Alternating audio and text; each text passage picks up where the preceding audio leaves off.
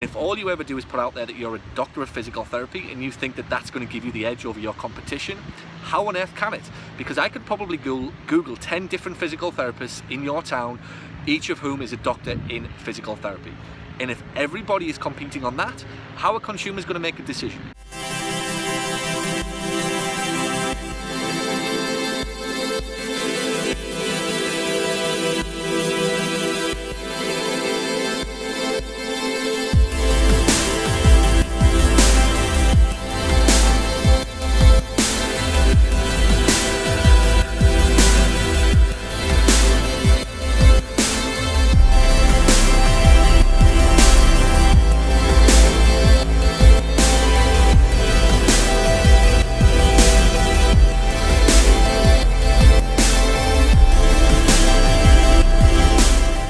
So the question was, how important is marketing the fact that I'm a doctor of physical therapy in the process of acquiring new patients at the practice, and should I be using it at all?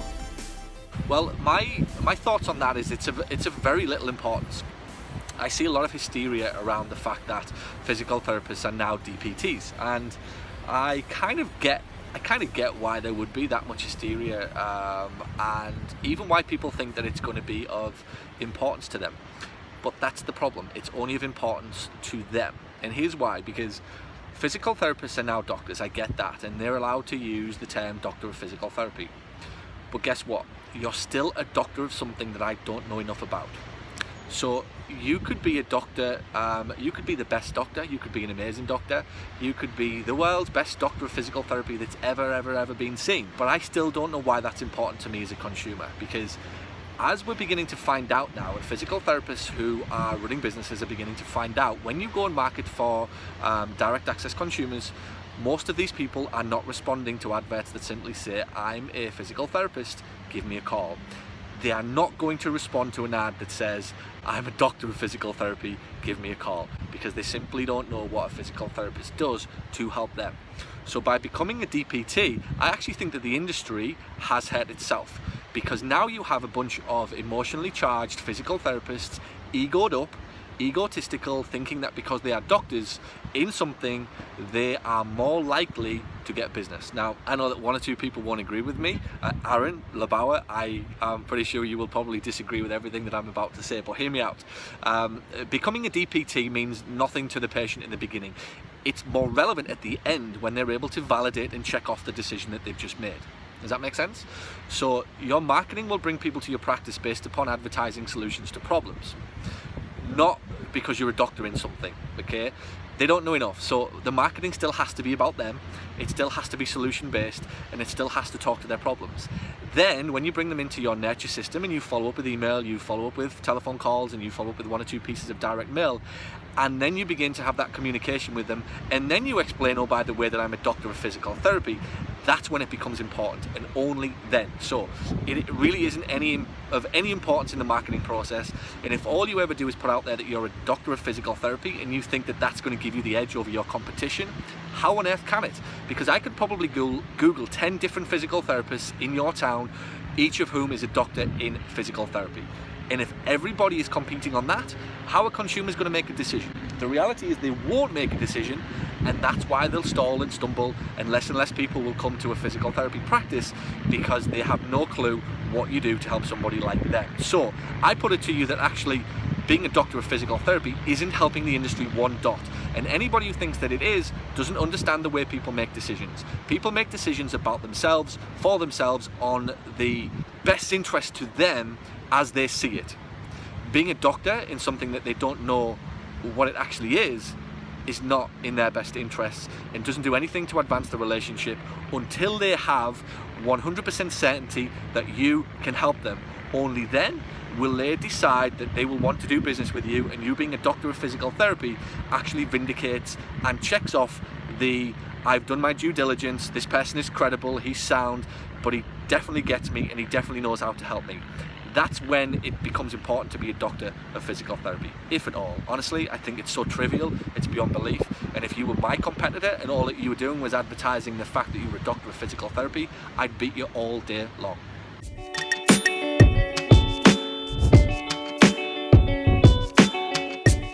How's walk-ins going at Gisborne? really good. I was Some gonna say you've nice got- reps. I was going to say you've had quite a few, haven't you, on with the walk-ins. Top closer. Oh, I am on Nearly. fire. You should see. Every day I'm getting a new Show me the person money. in. I am. They're all good in primes. Good. So the bypassing testers. Bypassing testers and going through. I think how well wording the gold is you are likely to have a taste session, so it does actually work out cheaper. So it works out as £30 your first treatment session as opposed to 59, so you're saving £29. Well, a lot of them are. So, yeah. Well, Going it's for that. like, if it's explained right, it's nonsensical not to go ahead with it. You It's know, like exactly. ridiculous. Like you're saving £29. But don't kind of don't. I'm not forcing it on them. No, don't. Well, what you should You must. what you shouldn't always do is assume that it's a monetary thing for most people, and it isn't. Most people are not driven by money. Most people are, their first reaction to anything is money, but it's not their underlying driver. It's just the first thing that they can come up with to keep safe. Yeah. Just that's all we've known how to do from day one, is just say, if I don't want to buy something or move into a situation I'm not comfortable with, and just say, no, I've got no money, or I can't afford that. So where people still are, what should be your biggest indicator to you is if somebody is primed for gold and ready for gold, needs gold, should have gold and should take gold, even they're going to save money and they still go for silver, what does that tell you where they are in life? Still a bit unsure. Massively unsure. Because it's illogical. Yeah. For them to Mathematically, this is like a mathematical thing. They are better off booking the gold. Mathematically. Not emotionally, nothing, whatever. Scientifically, mathematically, they are better off going for gold. And if they've took the silver, they've took the silver for a reason. So it's a biggest indicator that they haven't got back pain or they haven't got knee pain or whatever. They have got a massive amount of indecision and skepticism going on in their life. And they still need another bridge to move across. Because how many people arrive for a first session and then book a next one? Oh, yeah. 99.9%. Yeah. They were ready at the door. So we know that. So it's possibly conveying that. Because some of them, at that moment in their life, again, don't underestimate that they might think, well, I only want one session, or I just want to have some advice. That's kind of what they're telling them. That's kind of what they're telling themselves right there.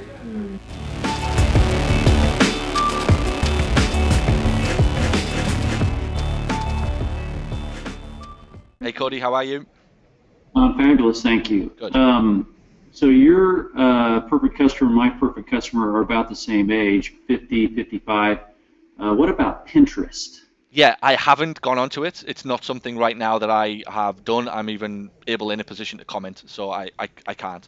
It isn't something that I see that many people right now who I respect, who I like, and who I'm happy to pay for advice talking about. The only thing I would say is just be careful of, like, again, having 6 platforms and spreading yourself too thin. Right now, the attention seems to be moving towards Facebook and Instagram. YouTube will always be there, but I'm just using YouTube cross-platform. So I know if YouTube gets found, it gets found. But I'm almost forcing the deal with YouTube by using their platform to host my videos very easily and very quickly, in the hope that 1 or 2 people might find me on YouTube. But I can stick it in front of my audience who I know are on Facebook and who are on Instagram, and are dwindling away from Twitter, but probably still there right now. How about Periscope? Again, Twitter's on its way out. I don't think like Twitter's getting to the point where did it ever get, did anybody ever get it other than journalists and I see PTs on there all the time, but they're talking shop. All they're doing is talking shop and sort of massaging each other's egos with various other things. And I'm not overly sure that Mr. and Mrs. Smith on the street ever got Twitter. That's the problem. And how do I know? Go look at its share prices, dropping all the time. It's going to struggle if it doesn't figure out how to make the platform easier.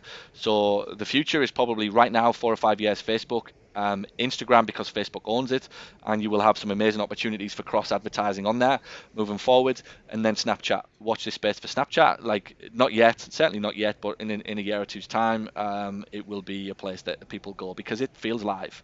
So Periscope, but Facebook Live is essentially the same deal. It's just Facebook's version, and it's easier. It's more intuitive. Like, I did it there, and it took me 2 seconds, and I just went boom, and people were on. Periscope, they not only have to follow you on Twitter, they then have to follow you again. Install an app, open an app, be on Twitter at the time. Like, I just don't think that people are going to do it. Like, I looked at it, and I was like, screw this. This is way too complicated, and I'm not that like. You're gonna have to. You're making me work hard to have my attention, and I'm not going to do it. Facebook is I'm on there and this thing pops up and says Paul is live. Oh wow, cool, so I can watch this right now. I don't have to install an app, I don't have to log in, I don't have to do anything. So for me, Facebook Live represents an amazing opportunity done right. I'll be figuring that out for my physio business. You can certainly keep track on how I'm doing it for my marketing company. It's going to be the same. It's going to be the same. People are the same. Same three aspects of the brain, same chemicals going through their body, all addicted to that rush that says live. If it's live, and that's by the way, what are they doing? If it's live, something's going to go wrong. Well, I want to see what he's going to do. Like, this guy's raw right now. It's real. Like, he could say anything. He could swear. Like, he could really expose himself as to who he is, etc., etc. So that's why I think live gets attention more than anything. So I love Facebook Live, and I'm gonna dominate Facebook Live on both aspects of my businesses. So the question was, how do you make the transition from therapist treating all of the patients to business owner when all of the patients are used to seeing you? So the question is very good. The answer is simple. You drop the ego. Quite simply, patients don't want to see you. They just want what you do. And that's pretty hard for a lot of people to accept, particularly in the healthcare field, where ego rages. Like, everybody thinks that they are the best practitioner and that we're so important, then patients only want to see us.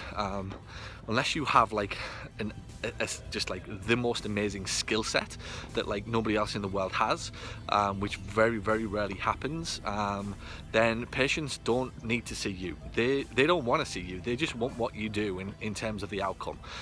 So I'm allowed to say this, and I can say genuinely, I have my name above a door. I have a name on the website. It's the Paul Gough Physio Rooms. It's the paulgoughphysio.com. My name is on every aspect of the business. My name is mentioned in when the phone gets answered. And yet I've been able to transition from being a guy who was seeing probably 100 patients a week to a guy who now just picks and chooses the days when he wants to go into the business and has 14 staff. So I promise you, it can be done. I know it can be done, and it came with that conversation that I had to have with myself that said, basically, I'm not that important, I'm not that good, I'm not that special. People just want what I do in terms of the transformation of an end to their back pain or the ability to sleep better at night or whatever it will be. So there are a bazillion things that you could do. I could probably run a course on how to do it, but I will sum it up by saying that if you let patients think that all you do is physical therapy, you'll always have a hard time in migrating from therapist to business owner. If you have patients buy into the experience and the transformation that your business creates for people, and that includes, the way that you market your practice, your website, the way that you answer the phone, the way that you hand patients over, the communication that you'll have with people, and what you let them believe is about to have happen in your practice, even if other physical therapists haven't figured out how to do it, that's nothing to do with you, and it certainly wasn't anything to do with me. Patients will usually do as you tell them, as long as it feels right, it feels normal, and as long as you're able to confidently guarantee the outcome for them in the end. Now, the obvious question is then, what if people have specific skills? Well, that's fine, that's a different kettle of fish, but then what you've got to do is look at it and say, well, am I seeing these people, okay, and do we need to see these people at my practice, and are they getting in the way of me building a bigger and better business?